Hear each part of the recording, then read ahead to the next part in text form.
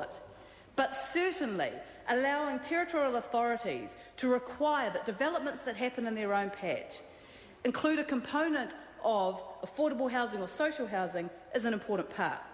And I want to come to my next suggestion, which is around the area of restricted covenants, because another name for this bill could be the infrastructure. National thinks it's okay for restrictive covenants to exist for affordable housing bill.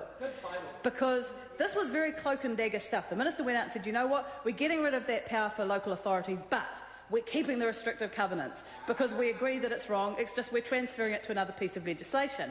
We thought, well, that's fair enough, at least there's a silver lining to this cloud. Well, what they didn't tell us was that they'd changed the wording of what they were transferring over. The original wording in the existing Act deals with covenants on land, and these are covenants that affect all future landowners. All future landowners. It's an agreement between landowners. There are covenants which say you cannot have educational, health, social, any kind of housing in those areas.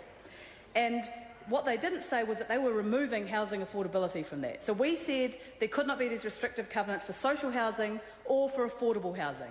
They took out affordable housing. They think that it's okay to have these covenants against affordable housing.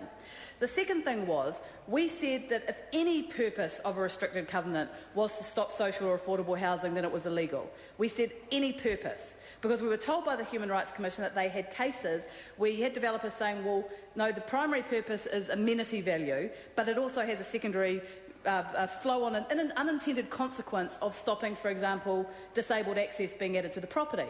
So we closed that loophole in the Select Committee and in the law and said if any purpose is to stop the building of social or affordable housing, that could not happen. So what did this government do? And they didn't tell people they were doing it. What they did was they said, no, in fact, we're going to go back to primary purpose. They've just created this huge loophole, just like the 90-day bill. As long as you don't tell people that you're discriminating against disabled people, elderly people, poor people, you can do it. It's exactly like their kind of their rhetoric and their theories on the 90-day bill. As long as you don't say the reason you're firing someone is because of their ethnicity or their gender, it's okay.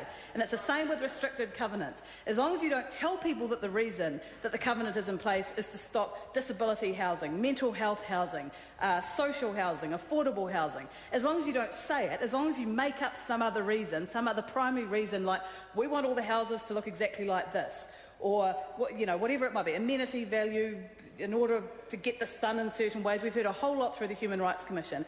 Then that's okay. You'll be able to stop social and affordable housing going in. A huge loophole being opened up, and no explanation as to why that is.